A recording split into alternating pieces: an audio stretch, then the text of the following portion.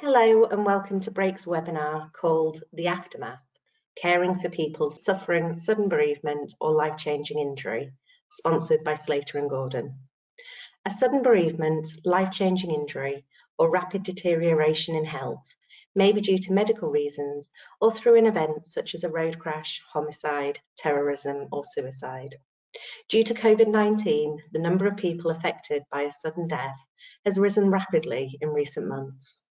The aim of this webinar is to give professionals the opportunity to hear from leading experts who help people suddenly bereaved or seriously injured. The aim is to further your knowledge about how best to provide appropriate support. Please be aware that one of the presentations in this webinar focuses on the attack on Westminster Bridge, which may be a sensitive subject for some attendees.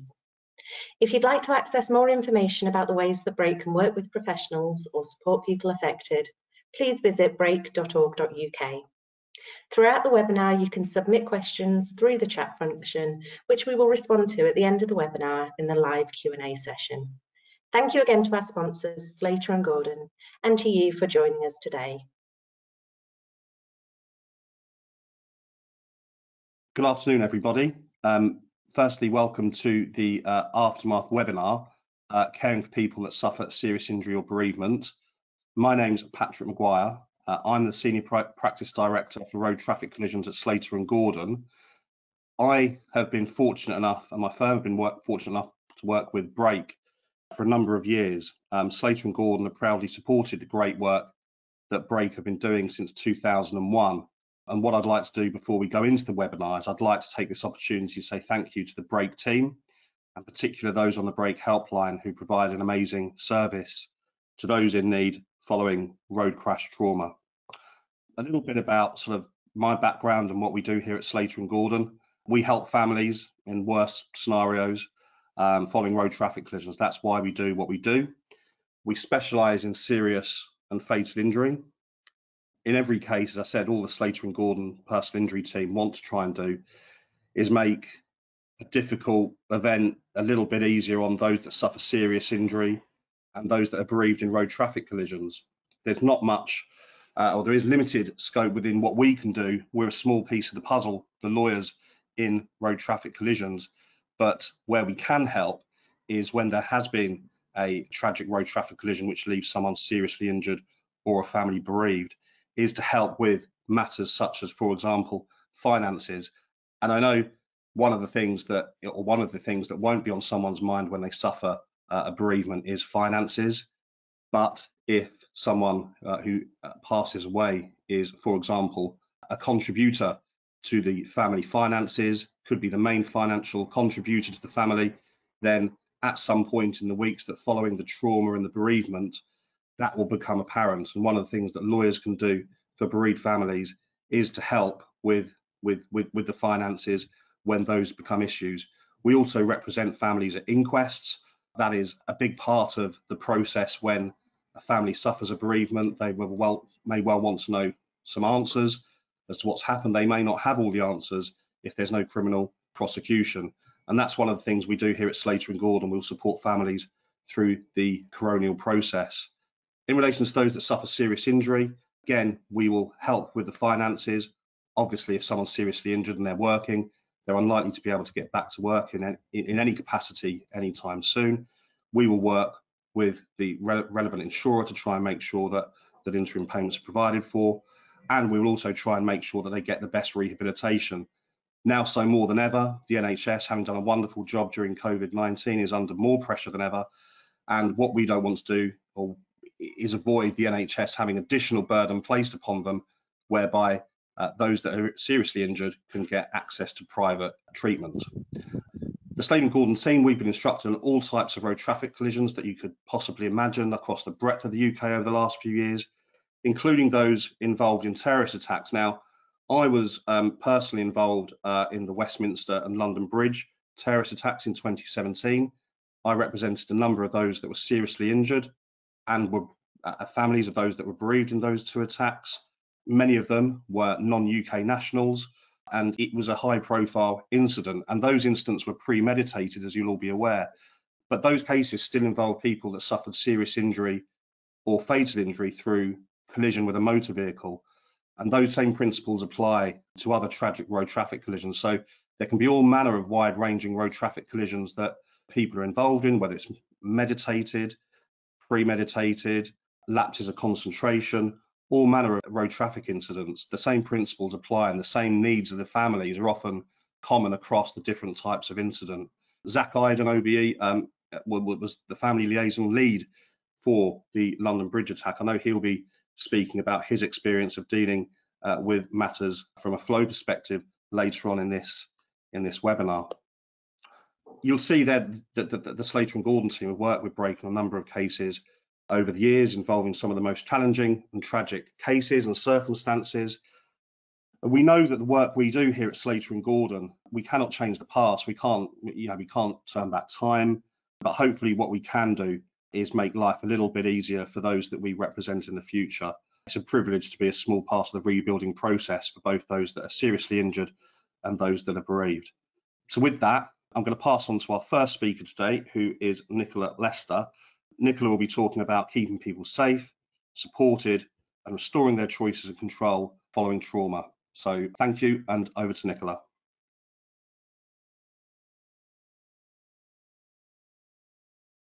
Good afternoon. My name's Nicola Lester, and I am a mental health nurse specialising in working with psychological trauma and traumatic bereavement. This afternoon, I'm going to be talking about trauma reactions, thinking about how we keep people safe, supported, and restoring their choices and control following a traumatic bereavement. Bereavements which occur under external traumatic circumstances may be regarded as traumatic bereavement, a term which indicates the interface between trauma and loss, where in such circumstances grief symptoms are overlaid with trauma symptoms. In fact, because the impact of sudden traumatic loss is so devastating, it may in fact result in symptoms of post-traumatic stress disorder or PTSD, meaning that the bereaved are faced with the dual task of both mourning the loss as well as coping with the trauma that accompanied the death. In addition, there is a growing recognition that the processes which occur after a bereavement may also leave the bereaved family susceptible not just to the effects of primary grief, but may also serve to exacerbate their distress as they're required to navigate a myriad of medical, legal and criminal processes which may prioritise organisational procedures and requirements over the needs and wishes of the bereaved family. Supporting bereaved families to navigate such processes, increasing their sense of voice and capacity to actively participate is absolutely essential. Adopting a trauma-informed approach to bereavement care provides a framework for organisations and professionals providing support to bereaved families in the aftermath of a traumatic loss. A trauma-informed approach is one which recognises the widespread impact of trauma and stress and the potential for re-traumatisation. As such, it actively seeks to reduce this possibility by understanding what is needed to foster resilience and coping, and by promoting opportunities for recovery. It's comprised of 6 key guiding principles to underpin practice. These include safety, so ensuring a sense of physical and emotional safety; choice, restoring a sense of choice and control; facilitating connections; supporting coping; responding to identity and context; and building strengths. Starting with emotional safety, this is created by drawing on the key components of effective communication skills, which include being patient, being non-judgmental, being kind, consistent, honest, understanding, listening actively, and bearing witness to distress. Perhaps the most challenging in the context of traumatic bereavement is that ability to bear witness to distress, and in doing so to manage our own sense of helplessness and overwhelm when we're faced with the grief and anguish of a bereaved family. Simply remaining present and engaged during these times can often be the hardest thing to do, but is often the thing that's most needed. In my experience, bereaved families share how their relationships with close friends and extended family members change in the aftermath of loss, as they describe how people don't know how to engage with them or what to say. In Western society in particular, we're fearful of death and loss, and unfortunately this can impact on how we connect and what support we offer to bereaved families. I want to include a quote here from Mr. Rogers, a US children's TV presenter, which for me epitomises what we mean by bearing witness to distress. People have said don't cry to other people for years and years, and all it has ever meant is I'm too uncomfortable when you show your feelings, don't cry. I'd rather have them say, go ahead and cry, I'm here to be with you. And that's what we mean by bearing witness to distress. The second principle is all about choice and the need to restore a sense of choice and control for those who are bereaved. This is about trying to give people as much choice and control as possible. And in the context of bereavement, this will likely involve trying to find choices when much of the control has been taken away from the bereaved family. Certainly, we have seen this over recent months in the context of COVID-19 deaths. It's about taking the time to provide someone with a sense of choice wherever possible, no matter how small. It's also essential to work in collaboration or partnership with someone. You're not doing things for or to someone, but with them. And it's important to continue to promote their active engagement and participation in the bereavement process. And it's our role to support them to do this and not to do it for them. The third principle is about facilitating connections. As David Trickey, a clinical psychologist from the Anna Freud National Centre for Children and Families in London, said, people can underestimate the importance and power of simple social support. Families may not be able to do anything to change the death, but there is a great deal they can do to help each other through the difficult times. Facilitating connections is not only about taking the time to understand a person's networks of support, but also encouraging them to connect with them as well. For us, it's about developing a relationship which is based on reciprocity and trust to ensure that our involvement and support is both effective and is what is most needed by those we're working with. The fourth principle is focused on supporting a person's capacity to cope. When dealing with grief and loss, there's no right or wrong way of coping. In fact, everyone's experience of loss is completely unique, even within the same family. Our role is not to judge how someone is coping, but to meet them where they're at and not where we think they ought to be, and then to support them to cope. This involves working within a person's level of tolerance and respecting their boundaries, and perhaps most importantly, prioritising their needs over what we need to do or what we feel we should be doing for them. The fifth principle is about responding to and accounting for identity and context, thinking about those who we are working with in terms of their gender, background and family, religious beliefs, political affiliations and circumstances, and most importantly, not making assumptions about what this might mean. Instead, taking that time to explore with people how they're making sense of the loss and the world around them. Finally, the sixth principle is about building strength. Here we are reminded of people's innate resilience and strength, of their ability to demonstrate courage and determination in some of the most challenging and painful of circumstances. Remembering this and focusing on someone's capacity to cope and recognising and acknowledging their enduring strength is an essential part of the trauma-informed approach. This brings us on to think about and acknowledge the possibility of post-traumatic growth after loss. The concept of post-traumatic growth is not a new phenomenon. Indeed, it's well established that in the struggle to cope with trauma, and in addition to experiencing negative outcomes, positive personal changes are possible. For those who are bereaved, researchers have highlighted how the experience of loss can produce positive changes in relationships with others and an openness to new experiences. I'd like to finish with a quote from a father whose son was killed while serving with the British Armed Forces in Iraq. In an interview, he explains how, "It will always be there. I'll never get over it because you don't, but I just have a positivity about it, a positive pain. That's the only way I can explain. The pain of loss is energetic, not debilitating. I make it turn the other way. I make it do more things rather than less. From that moment when the captain told me he'd died, my life moved up a notch in energy and in ability and in openness. Open to things. My life opened, it didn't close." For me, this is a wonderful example of post-traumatic growth. When working with bereaved families, they will often ask if they will ever feel better or achieve closure. I use with them an analogy I heard at a training event a number of years ago to describe how grief is like a tennis ball in an empty glass jar, and for the longest time it will be the only thing in this glass jar, never changing shape or size or colour. But gradually, as time goes on, other things will also start to fill this jar. A new baby, a christening, a wedding, a graduation, a new job. And whilst that tennis ball of grief will remain the same size, shape and colour, the accumulation of other things will start to dominate the glass jar. In this way, the loss remains a part of our lives, yet we can somehow find a way of still living in the present and in the future, and of experiencing joy and happiness, hope and optimism in our lives. I finish by sharing this photograph.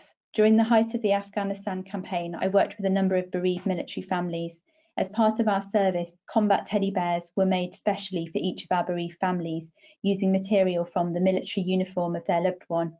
Each of the bears are hand-stitched and display the name, rank, service number and operational tour on which their loved one lost their life, as well as a personalised embroidered message on the bear's paws, chosen by the family. Bearing witness to the distress of a bereaved family at a time when they're most vulnerable and in pain is by no means an easy task, regardless of how experienced a professional we are. For me, organising the making of these combat teddy bears gave me a sense of purpose and helped to manage my own helplessness and overwhelm, knowing that when I delivered them to these families, it provided a sense of comfort and meaning to them, no matter how fleeting.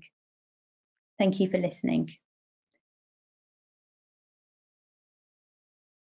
Hello, my name is Neil Greenburg. I'm a psychiatrist and I work with King's College London. You can see my Twitter address there. If you need any more information, please do get in touch with me. So I'm going to talk a bit about traumatic stress and active monitoring. So this is the official diagnosis definition of what traumatic stress is, and it comes from a book called the Diagnostic and Statistical Manual, Volume 5. As you can see there, as well as actual traumatic events, there are threatened events that can also cause mental health difficulties. And this is really important because that basically means if someone thought that something very definitely could have happened, even though it didn't, then actually that too can cause them to have mental health difficulties. Trauma can occur in many ways, including by witnessing it and having experience of it. But importantly, it can also include having been traumatized over an accumulation of events over many periods of time. After a single event, this is the general sort of reaction that we see. So what this shows is the number of weeks along the bottom of the slide and the percentage of people who have experienced traumatic type symptoms, such as poor sleep, poor concentration, avoidance, being jumpy, and so forth. You can see that actually over the first 4, 6, 8 weeks, many people have symptoms, but those symptoms tend to get better by themselves. And that's not because they've seen someone like me, a psychiatrist. It's because they've let some time pass, they've spoken to friends, they've maybe had a glass of wine, gone for a run, and thought about the event.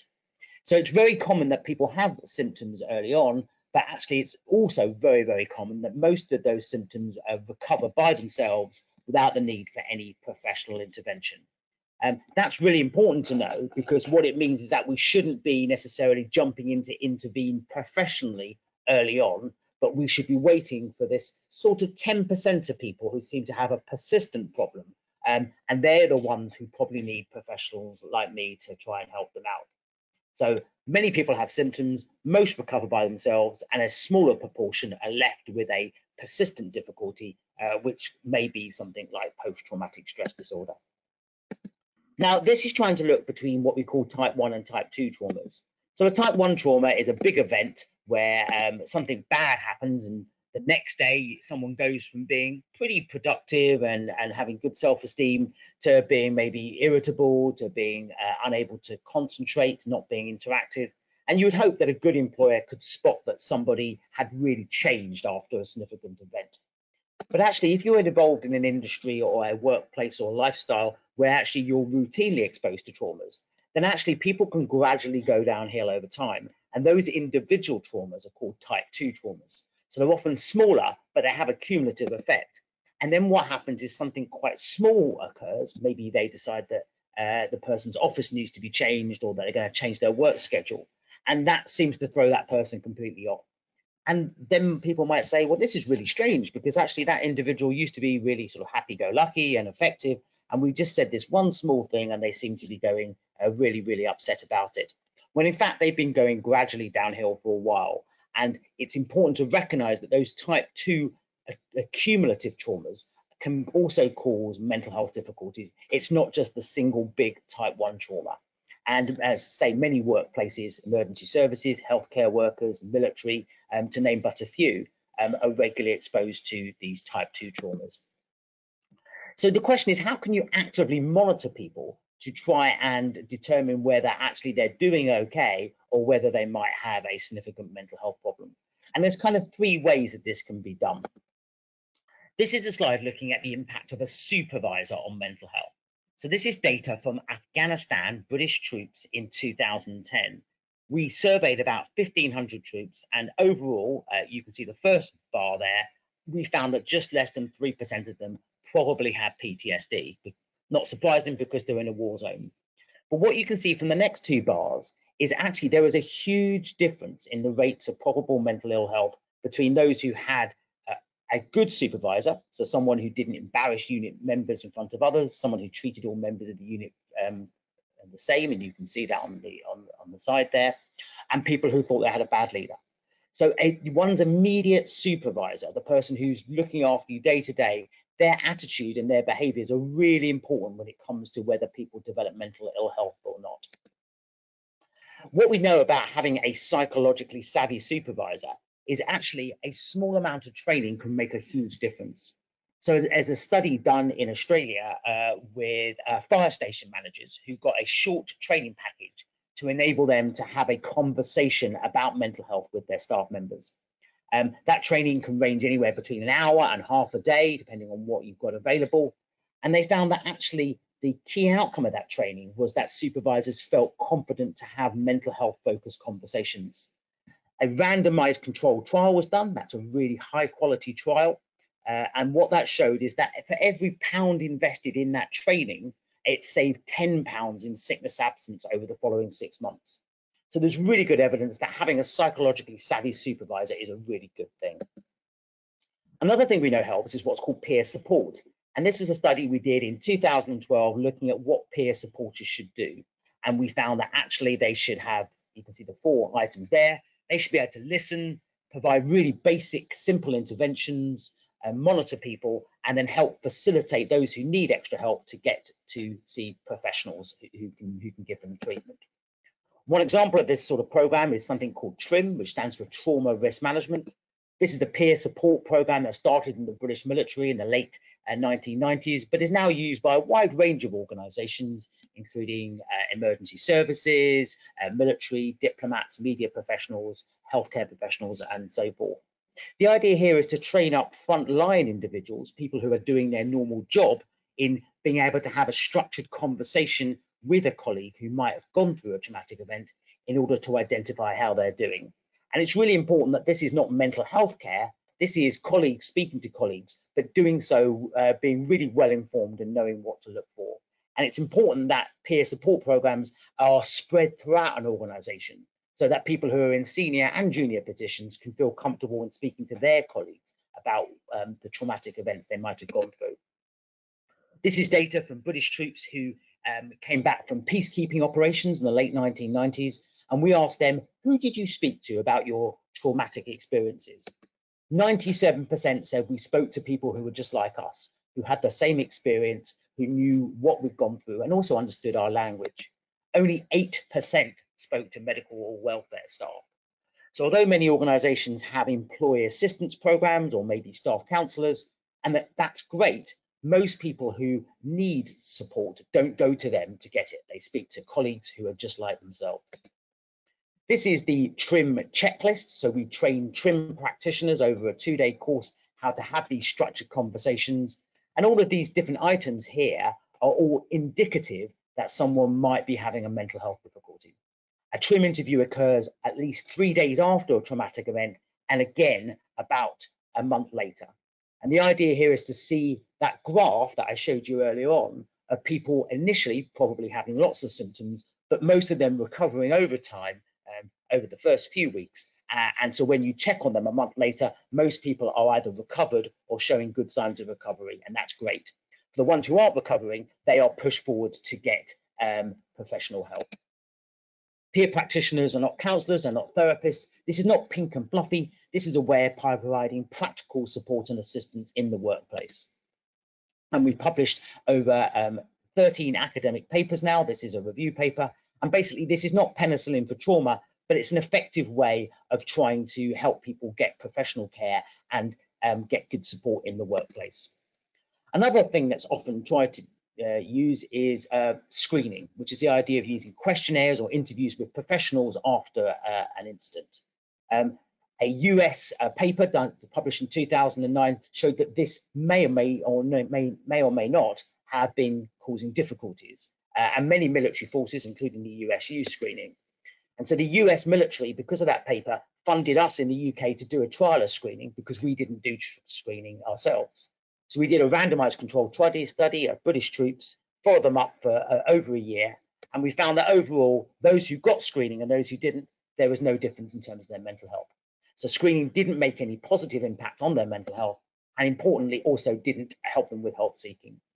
So overall, the NICE guidelines recommend don't screen people. They recommend don't do psychological debriefing. So don't fly people like me in straight away.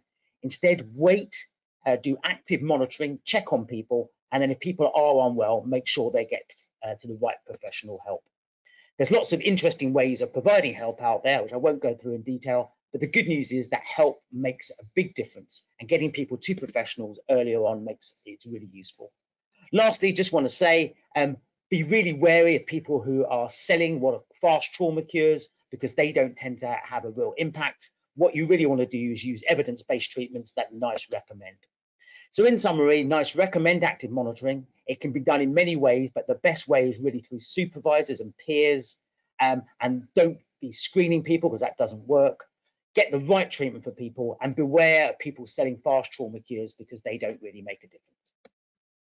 Thank you very much indeed.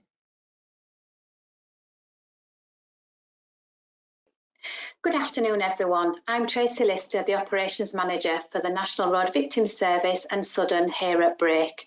My presentation today is based around the principle of case management and the importance of having a pathway of care from day one for people suddenly bereaved.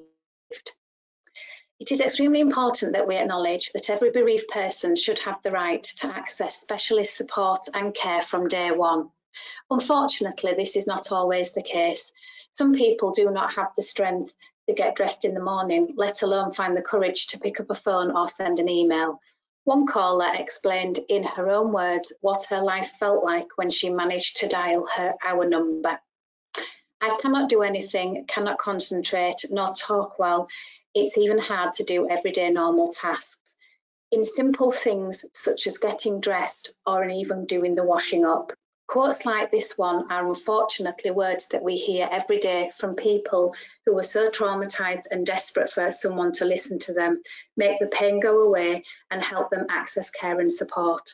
Your role as a professional is crucial, as you have the ability to take away the barriers to access support and with consent refer bereaved people into the National Road Victims Service and Sudden for specialist support provided by expertly trained caseworkers.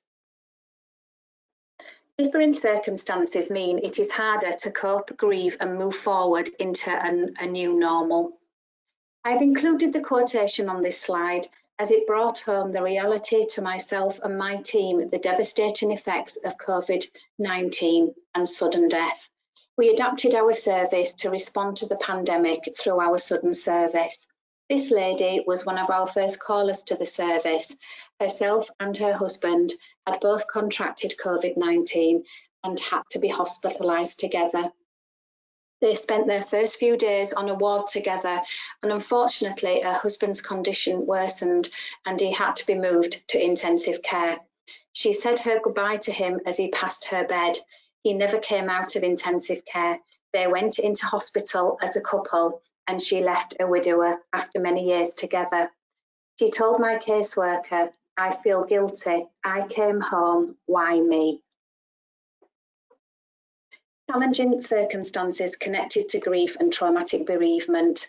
Sudden death can unfortunately present people with very challenging circumstances. Trauma experienced when someone dies suddenly or after only a brief illness, as outlined by Nicola in her previous presentation. A loss of future life and shared plans. This can keep people on the merry-go-round of asking why, how can I move on, why should I move on? I often say to my team when someone is unable to move away from this phase, it is like hitting the pause button on life.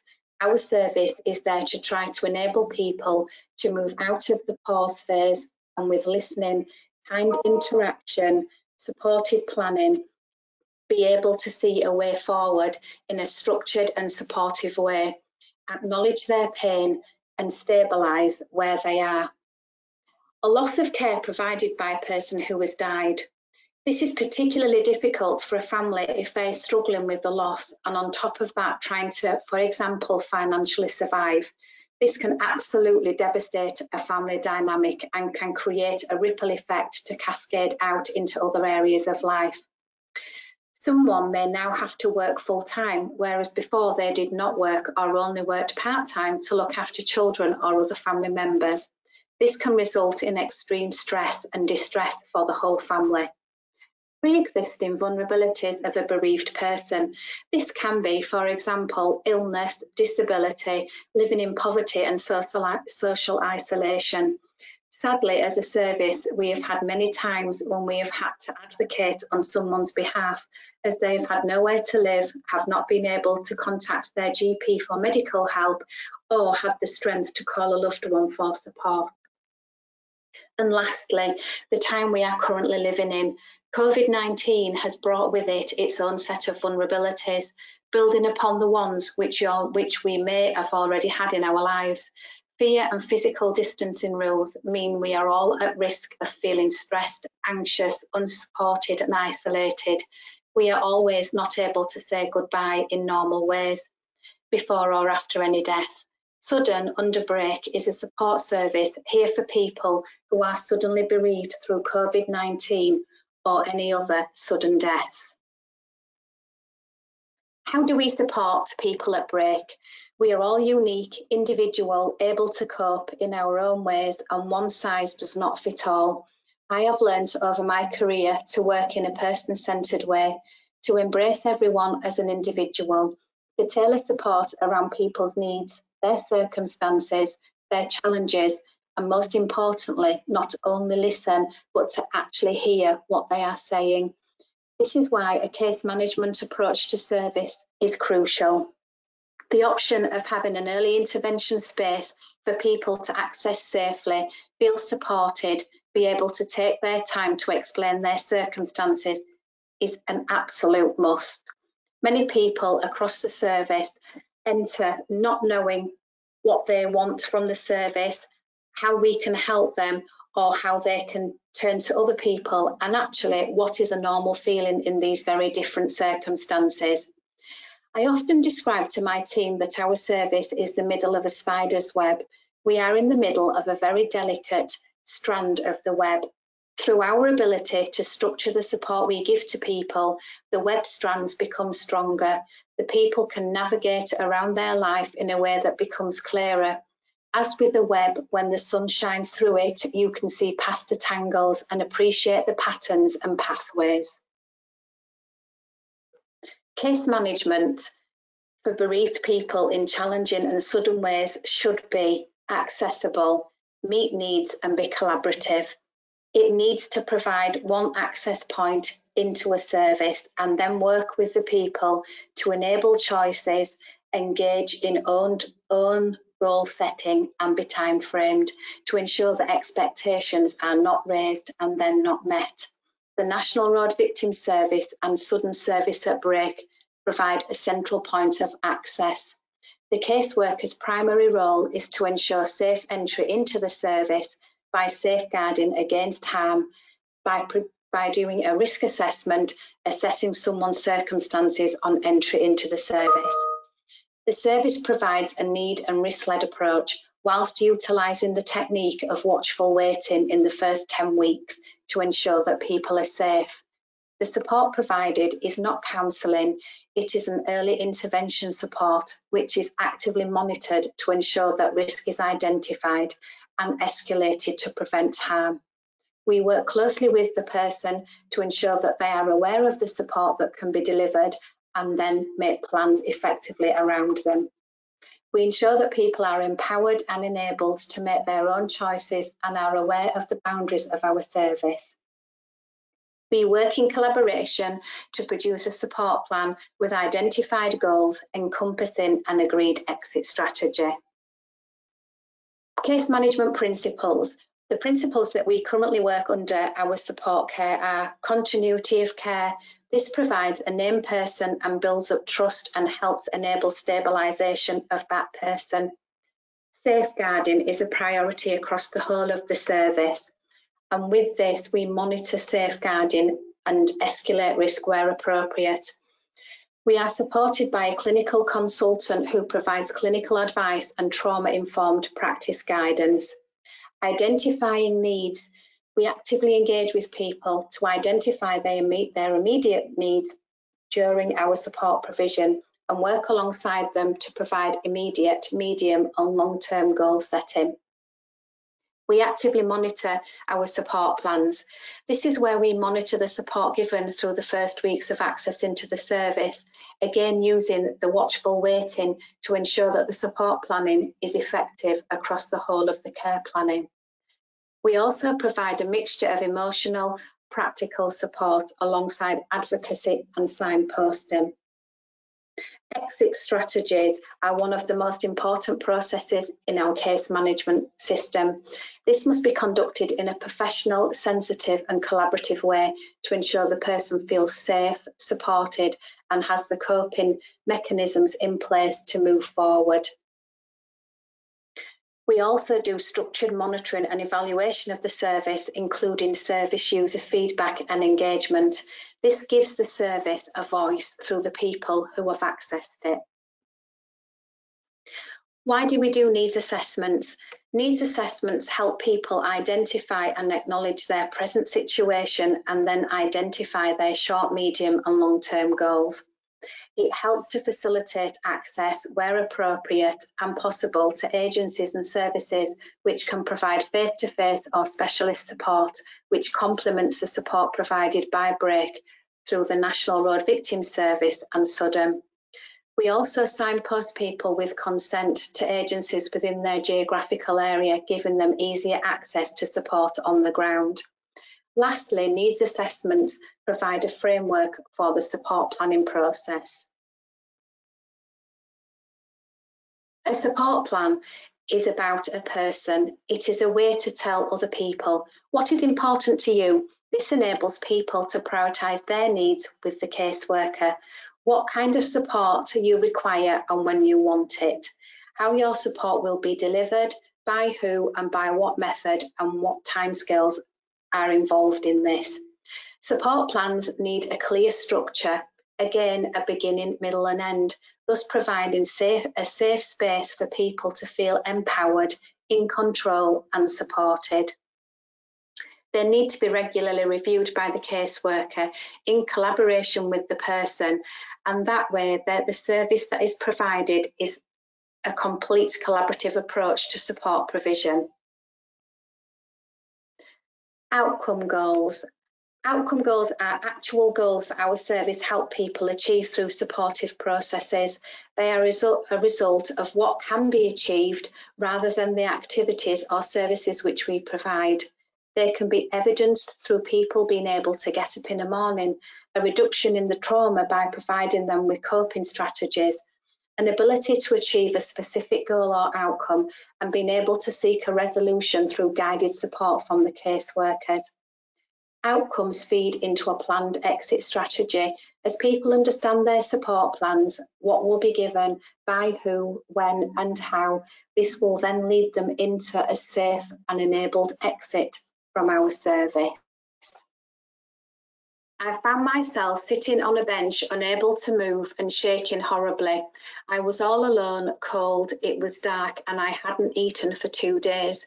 I will never forget that night and I was lucky to get home safely. Looking back, I simply was not caring for myself and no one else was caring for me. I hope other people get the help they need.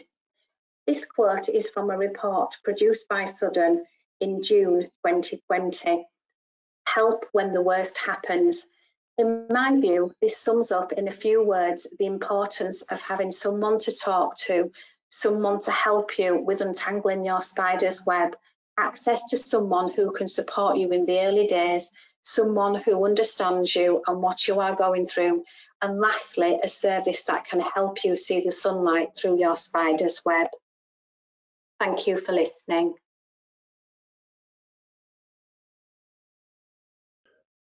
My name's Zac Idun. I was a police officer for 30 years. 15 years of it, I was on counter-terrorism command. My main role in the last 15 years was as a family liaison coordinator, which basically means that I was responsible for allocating family liaison officers to the families of those who were involved as victims in terrorist attacks. Most recently, I was the lead family liaison coordinator for the Westminster Bridge and London Bridge terror attacks in 2017. The role of the family liaison officer is clearly defined. Their job is part of the investigation team, is to link in with the nominated families to make sure they get the support that they need. The support can be in relation to giving the family information about the investigation, about legal proceedings, but also it's a slightly pastoral role in that they have to help the family to come to terms with what's happened, primarily by signposting the families to support services and, if necessary, to legal services.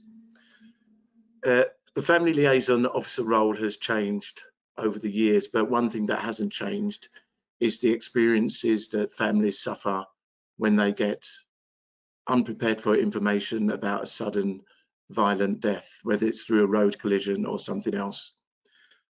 When I first started as a police officer in 1993, I can remember being asked to go and deliver what was uniquely called then a death message for somebody who had been involved in a road collision. As I made my way to the lady's address, I started to think about what I was going to say. And it came to me that I was totally unprepared. All I'd literally got was a piece of paper with an address, and I didn't even have the proper names of the people that I was going to speak to. And although I made that visit and it went relatively well, when I walked away, I didn't feel as if we had left the family that we'd delivered that terrible news to with enough information to really move forwards. And so when I decided to become a family liaison officer, it was really important to me that I knew as much as I could about how bereavement affected families, and I shared that experience with my colleagues.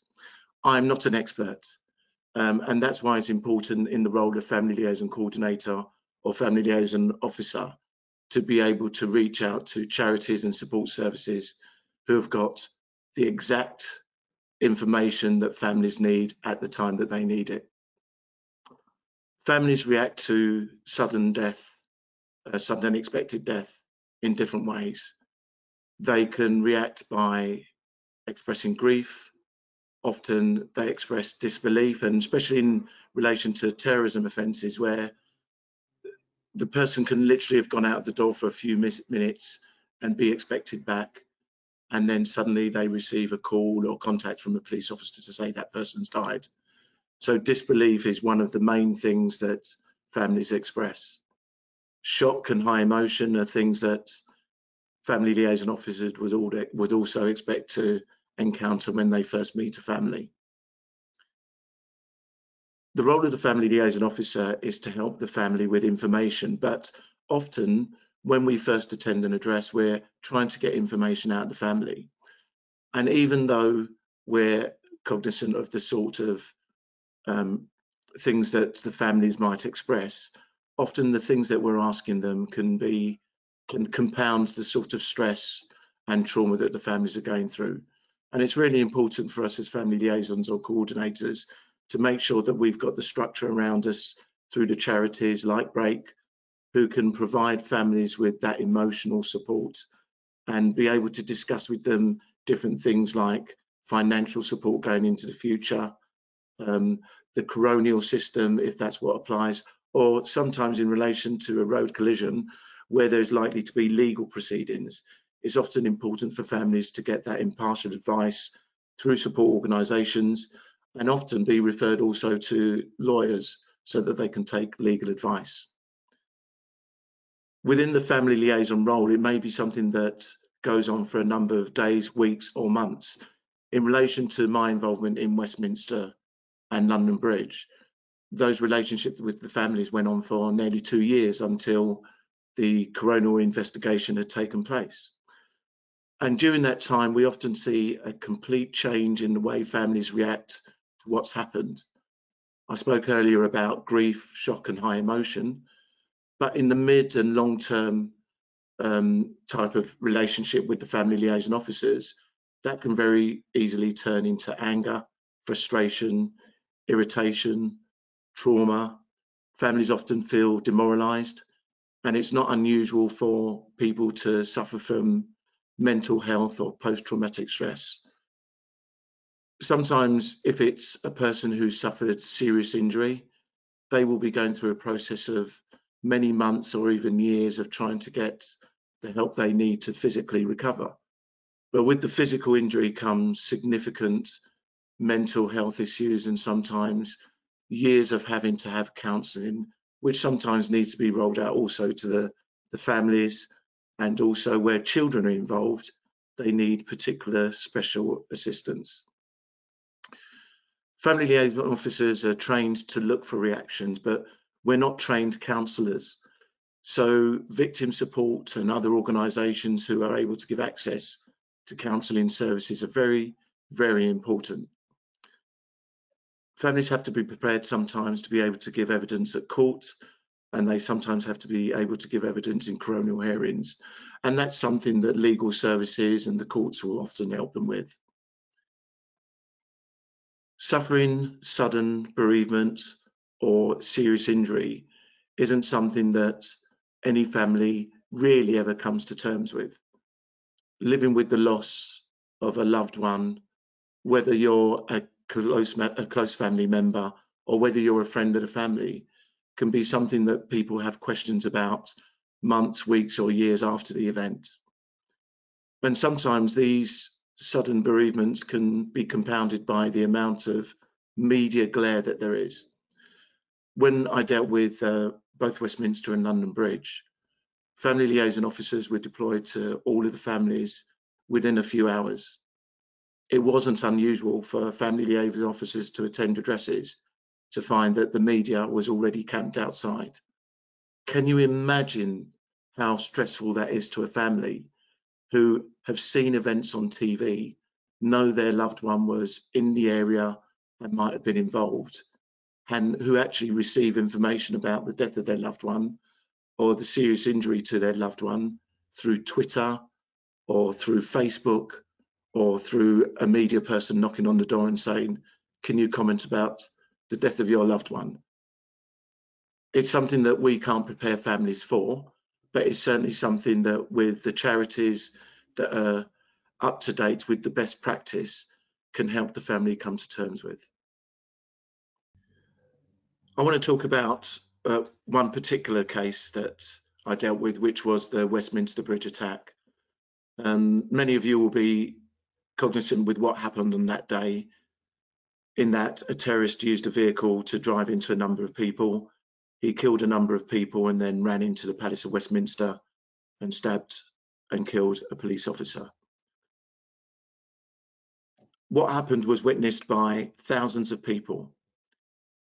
Some of the people were children who were visiting the area to visit the Palace of Westminster and the tourist attractions nearby. There were people who were on buses and people who were pedestrians. It's hard 3 years later to express in words the sort of feelings that people had at the time, but I remember going to the scene very, very quickly after the incident. There were children gathered in groups a few hundred yards away from where the terrorist had killed Keith Palmer, watching what was going on. There were people still at the scene who were being treated by London Ambulance. There were police officers who were trying to deal with the needs of witnesses. There were bus drivers who had been driving their bus and who had unfortunately also collided with people in the street. Although it was a terrorist attack, I want you to think of it primarily, without denigrating what actually happened, as a series of road traffic collisions that were deliberately done by a terrorist. In a number of the cases, the people that were killed were either on the phone to their loved one at the time or had literally just left home to go to an appointment. it's hard to imagine the mixture of emotions that are going on from all of those people involved. And so when we talk about grief and bereavement, we often talk about the grief and bereavement that's suffered by families, but we also need to think about the grief and bereavement and shock that's suffered by the witnesses who have immediately seen what's happened. And in relation to Westminster, it was something that was done straight away, was to sort of set up a family witness drop-in centre where people were able to go straight after the incident and actually to be assessed. Did they need some emotional, psychological help straight away? Was it sufficient enough for us to take their details and make sure there was a number of follow-up calls either by the police or by support services?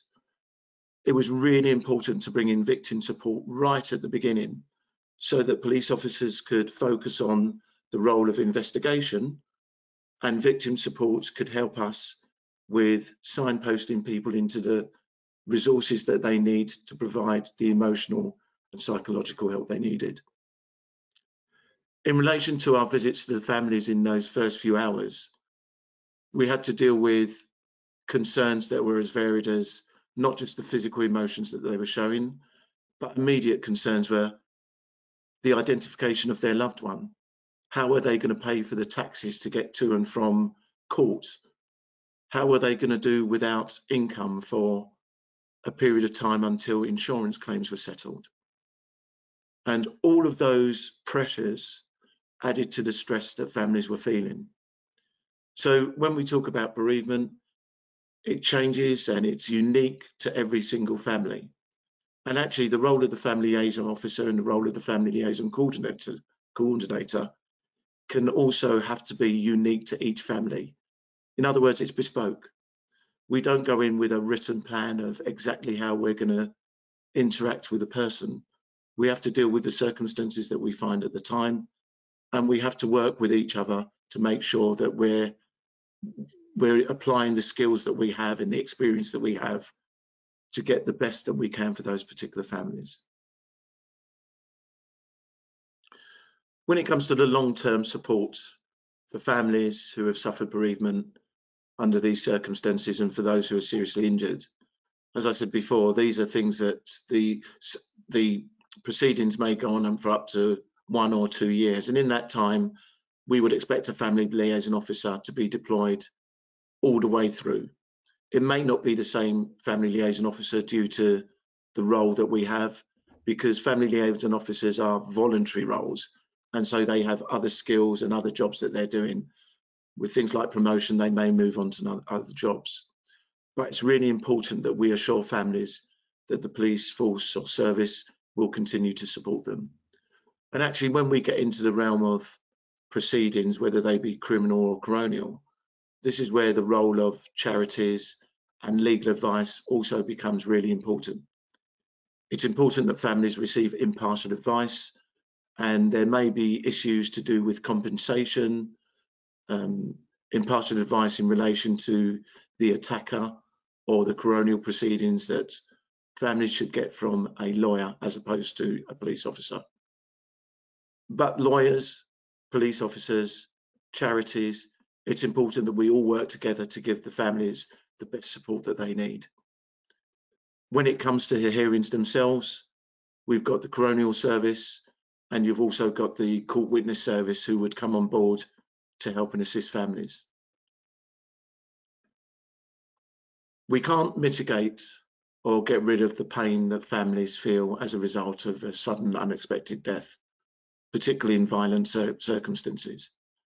But what we can do as police officers, or as we can do as charities, is work together to try and provide families with that support, be clear in the signposting that we're able to offer them, be clear when it comes to recognising the stresses and the emotions that families are feeling, and deal with those compassionately and professionally.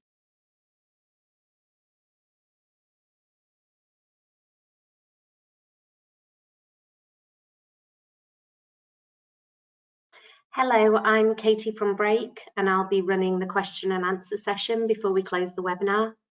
Firstly, I'd like to thank all of our speakers this afternoon. We've heard some very useful and powerful presentations today. I'd also like to thank our sponsor, Slater Gordon. Today for the question and answer session, we're joined by Patrick, Neil, Tracey and Zac. The first question is for Tracey from Break. Tracey, one of our attendees is keen to understand how an individual who has been suddenly bereaved can access support from Break. Hi everyone, good afternoon. Not a problem at all. So we have a helpline for Sudden, which is 0800 121 6510. You can access the information for Sudden referrals and the service that we deliver through Sudden on our website, which is www.suddendeath.org. We also have a Sudden email, which is suddenhelpline@break.org.uk. Lovely, thank you, Tracey. I'd like to come to Zac now. Zac, one of our attendees would like to know, how do you recommend helping bereaved people who manage their relationships with the media, given the challenges that you outlined? When I was with the Met, we had a media department who came on board straight away and were willing to give the families any information or advice they needed. Often the press will respect the families as long as the family's given them some sort of press statement or some sort of comment.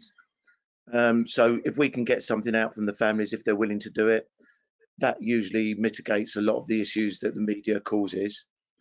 And then, of course, victim support, and especially if, in the case of Westminster and London Bridge, where victims were represented by legal teams, often the legal teams also had media departments who were able to get information out to the press, which dealt with things. So I would say always get the families to speak to the media department as soon as possible and get something out as quickly as possible, and appeal to the press and the media for their privacy, because usually it's at that point the press is usually quite good. Many thanks. And now to go to you, Neil, please. One of our attendees would like to know, would you advocate that more supervisors receive better mental health awareness training as part of their supervisory training?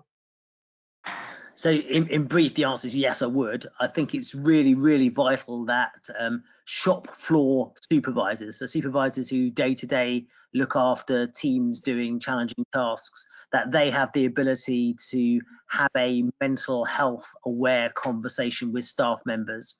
All the evidence, as I said in my talk, that we have suggests that the most important thing you can do is give the supervisors the confidence to start those sorts of conversations off. And then once those conversations have started, they should lead both to a greater understanding of what the staff member is going through, but also allowing the supervisor to help the staff member put in place practical solutions to difficulties, and where they don't work, to encourage the staff member to access professional sources of support. But it's really, really vital. Of all the things an organisation can do, is training up those shop floor supervisors is the first thing I would advocate. Wonderful, many thanks. And if we could go back to you, Zac, what are the main learnings for family liaison from the Westminster attack from your perspective? There were many learnings, actually. I mean, when you're dealing with a case for 2 years, because of the unique nature of each attack, there are many things that happen. So with Westminster, because a police officer was killed, because there were aspects to do with the attacker that were of a highly sensitive nature, there was information that needed to go to the family in different ways and at different times. If I had one specific learning point in relation to family liaison side of things, I would say that it's really important that the family liaison officers who are originally deployed, they need to be clear about what they've been asked to do, and to make sure that families don't think that that particular person is going to be there until the end. Because sometimes, due to different reasons, as I said, family liaison officers can't necessarily stay with the family for 2 years, and families do become reliant on the officers. But then officers sometimes, and I've had it myself, you do become quite close to the families. So that would be one of the learning points. And I think also learning to work with different groups of people. So Westminster was really different in that, for the first time, we really worked with the legal teams who represented the families from a really early stage. And that was good because it built up trust towards the investigation, towards the officers, and also vice versa towards the legal teams. Whereas in the past, there seems to have been a little bit of mistrust between the two groups. So as I said, there's many learning points, but those are the two that stand out to me straight away. Many thanks. And a question now for Patrick, but perhaps we'll come on to you, Tracey, as part of this. With corona cases, many people feel responsible for passing it on to their loved ones who then die. How do we help people to work through those feelings? That's a good question. I think, you know, everyone's got decisions to make. We've obviously been given various guidance by the government in relation to what we should and shouldn't do. I suppose the answer to that is that if for any reason you feel responsible that you've passed the virus on to a loved one, to go to what Zac was saying, and it's in many ways, I suppose it's no different to sort of seeking support from other types of incidents. It's just to make sure that you do go and seek the right support, whether that's from a charity, your GP, just to make sure that your mental health is okay following that. I think, you know, we've all got decisions and responsibilities where, you know, with the benefit of hindsight, you do different things. But I think, you know, from my perspective, if someone was in that position, just go and make sure that they seek the necessary the support from those GP charities, those sorts of things. Thank you, Patrick. And is there anything, Tracey, you would add to that from the perspective of Sudden, who's dealt with some of these cases? Absolutely. We have had quite a number of cases where there has been, unfortunately, a death in a family where someone else has been diagnosed or tested positive for COVID-19. It's for us, it's been around giving someone the space and that safety to talk around their feelings relating to that, and exploring how we can help them move towards some recovery of that. There is a lot of vulnerabilities, as I said in the presentation, attached to the pandemic. And it has brought different circumstances into different families, and obviously with the isolation and not being able to access some of the services that you probably would have done in, you know, sort of in the normal before, that's created some difficulties as well. So definitely for us, it's been about providing that safe space for someone to talk to us about how they're feeling. Many thanks, Tracey. And we've had one final question submitted from an attendee. This one is for Neil. You mentioned it being best to allow some time before seeking support for PTSD symptoms, as for some this can pass on its own. Can there be any negative effects of seeking counselling support too early? For example, can it affect recovery? Yeah, it's a really good question, and in short answer, the answer is yes, there can be risks. So we know from lots of really good scientific evidence, and also from international reviews of the evidence that's available on trauma, that techniques such as ones called psychological debriefing, or sometimes it's known as critical incident stress debriefing, that if they're done too early on, that they can cause harm. So NICE, the National Institute for Health and Care Excellence, specifically recommend against the use of psychological debriefing. What it basically means is that in the first few days and weeks, the difficulty is that psychological health experts, trauma counsellors and the like can come in hoping to help people recover, but in fact they end up causing greater harm. This is probably because people in those first few weeks actually are very good at using their normal resources, allowing time to pass, speaking to colleagues, reflecting, maybe having a glass of wine, going for a run, all those things we normally do. Whereas mental health professionals are very good at dealing with people who have mental health difficulties or mental health disorders. And in those first few weeks, someone most ordinarily hasn't got a mental health disorder, they just got a normal reaction. And the mental health professional unintentionally probably pathologizes that and turns it into a disorder and gives it a name. So whereas it would have passed and with support, it becomes an ill health problem. And the evidence overall shows that people who have debriefing do less well than those who don't, which is why NICE say specifically do it. stay away from it. So the NICE guidance says actively monitor people for a period of time, and if people do not recover at a month or certainly by 3 months, that's the point to push them towards a professional assessment. Lovely. Many thanks for that answer. And one very last question for Tracey. Do you provide UK cover excluding Scotland or including Scotland? Is that for Sudden and for the National Road Victim Service? For both. For both, yeah.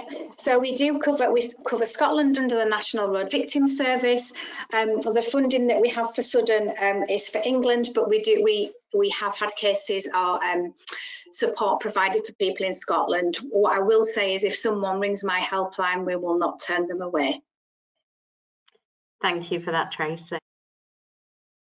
So on behalf of Break, I would like to thank everybody who's dialed in today, especially to our speakers whose contributions have been invaluable and incredibly powerful. I'd also like to thank our sponsor, Slater Gordon, and thank you all for dialing in today.